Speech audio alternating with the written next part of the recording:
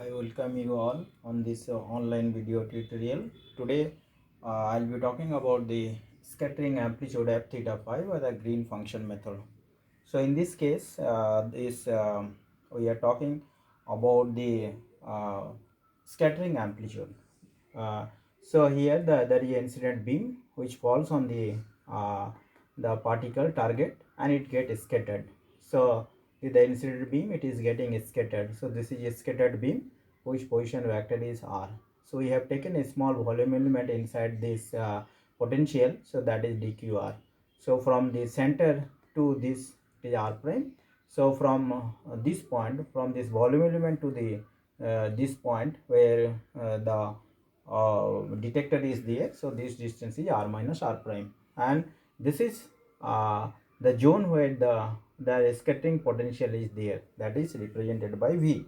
So this is green. We will be using green function method in order to find out the scattering amplitude f theta phi. This is our aim, to calculate f theta phi.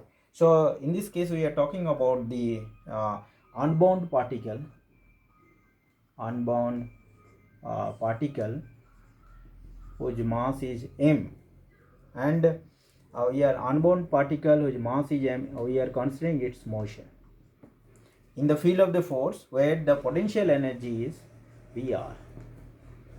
So the time independent, first we will write down the time independent Schrodinger equation, and from that time independent Schrodinger equation we will be finding the f theta phi. So time independent Schrodinger equation, that is equal to minus h square by 2m del square psi r plus Vr psi r, which is equal to E psi r.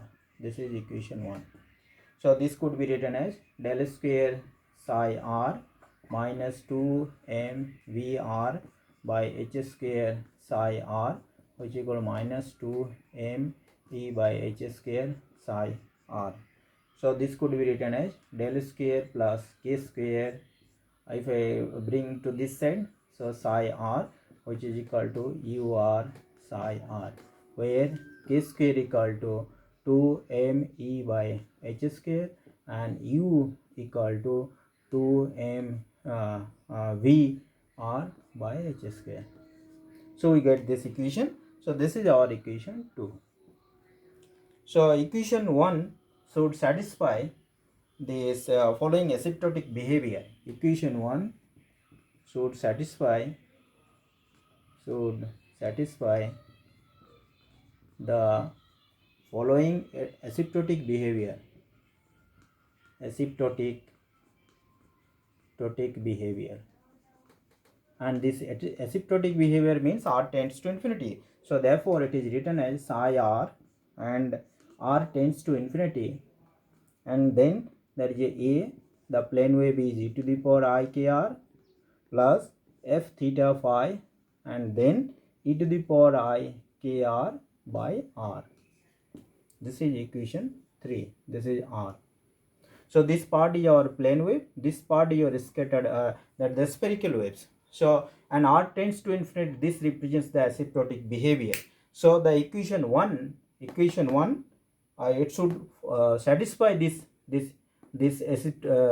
equation. So as a result, what we are considering, here the k square equal to 2m E by h square, and this E, that is being a given positive energy, it is the given positive energy,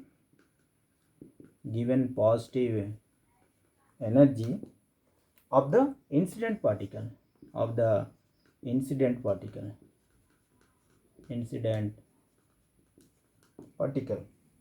So let consider a green function.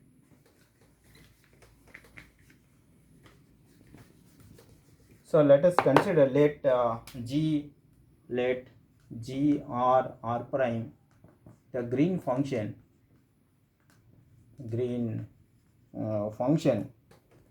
such that that is del square plus k square g r prime equal to delta r minus r prime. This is equation 4. This is the direct delta function.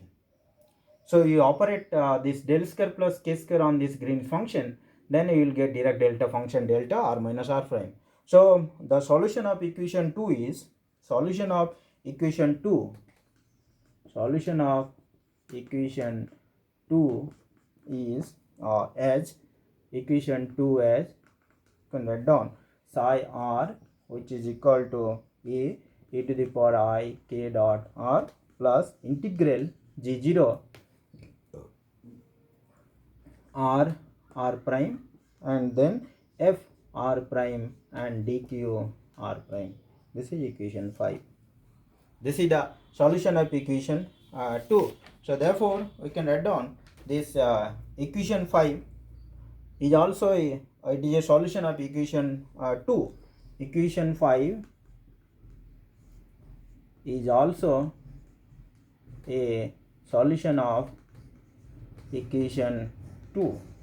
So now you apply this equation 5 del square plus k square on the both sides of the equation 5. So therefore we can write down del square plus k square psi r, which is equal to del square plus k square e to the power I k r plus integration this del square plus k square g0 r prime f r prime into dq r prime.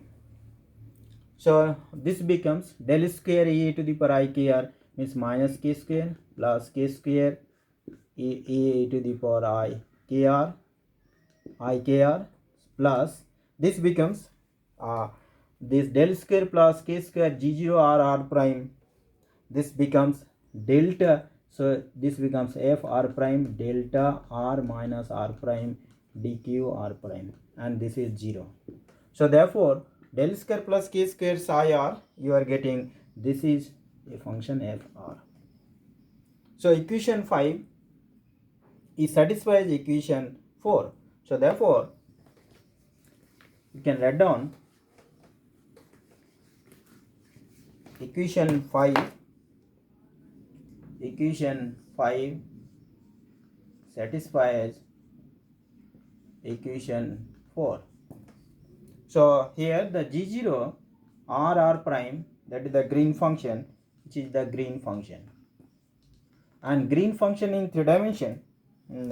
So you can write down psi r, which is equal to a e to the power I k r plus integration g0 r prime u r prime, then psi r prime and dq r prime. So now in case of a free particle, in the Green function in for a free particle Green function in 3 dimension is written as g0 r prime, which is equal to r prime, which is equal to minus 1 by 4 pi e to the power I and k modulus r minus r prime divided by modulus of r minus r prime. So psi r prime, it becomes, if you put this value here, a e to the power I k r plus, so it will not be plus, it will be minus, and then 1 by 4 pi and integration e to the power I k modulus r minus r prime divided by r minus r prime, and then it is u r prime, then psi r prime and dq r prime. So this is equation 6. So now you find out, we will try to find out k r minus r prime and modulus of r minus r prime, and then we will be putting those values here, and then we will solve it. So if we find out, that is k r minus r prime modulus, k r minus r prime modulus, which could be k and r minus r modulus, this can be written as r square minus 2 r dot r prime plus r dot square all to the power half. So that is kr, and this is 1 minus 2 r dot r prime by r square plus r prime square by r square all to the power half. So this is if we take r tends to infinity, So this becomes kr and minus kr by r to r dot, neglecting the higher order terms, and it is when you expand it binomially, so half will multiply, so 2 get cancelled and we neglect the higher order terms. So therefore this becomes kr minus k prime dot r prime. So here the k equal to k prime, means the incident wave vector is equal to, that is scattered wave vectors. So therefore we can write down, if we find out 1 by r minus r prime modulus, so this is 1 by r minus r prime modulus, that is equal to r square minus twice r dot r prime plus r prime square whole to the power minus half, because it has gone to the numerator. So this becomes, if you take 1 by r, so 1 minus 2 r dot r prime by r square plus r prime square by r square whole to the power minus half. So which is equal to 1 by r, then it is 1 plus r dot r prime by r square plus dot dot dot. So which is equal to 1 by r plus r dot r prime divided by r cube. So it is approximately 1 by r.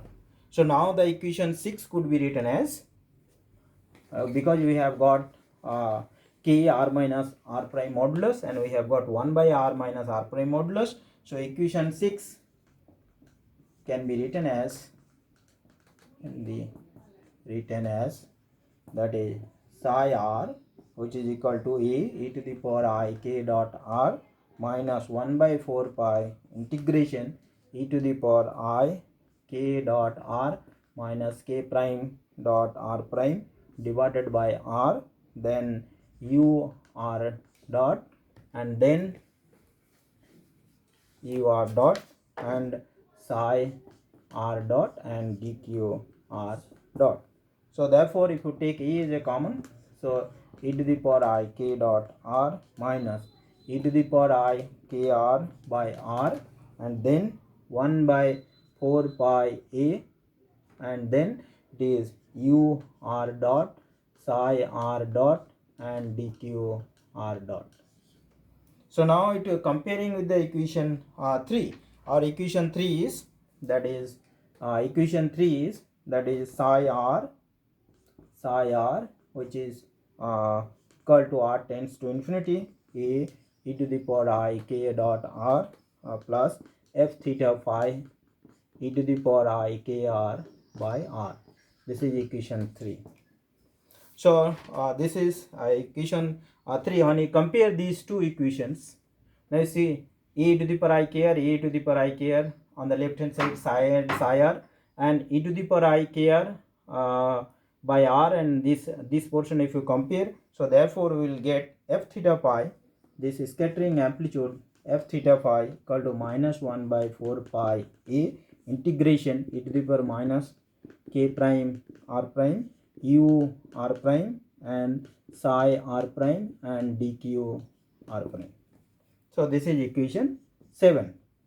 So now what the first Born approximation says, this is the scattering amplitude that we get, or this is considered to be the first Born approximation.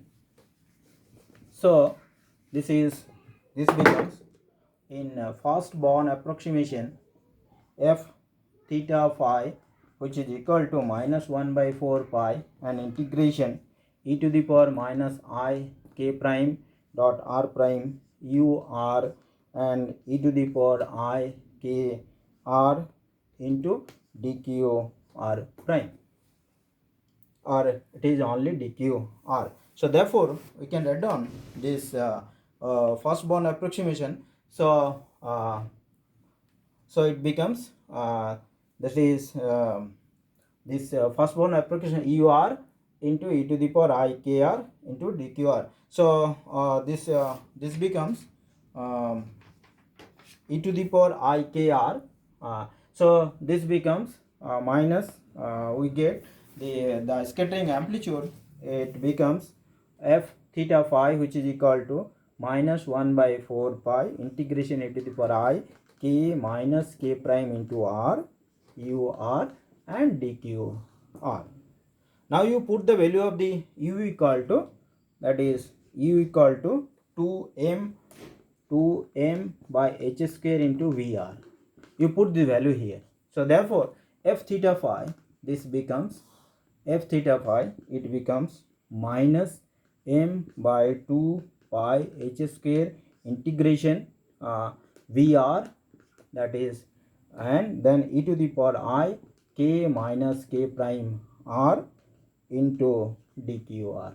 So this is our scattering amplitude that we get.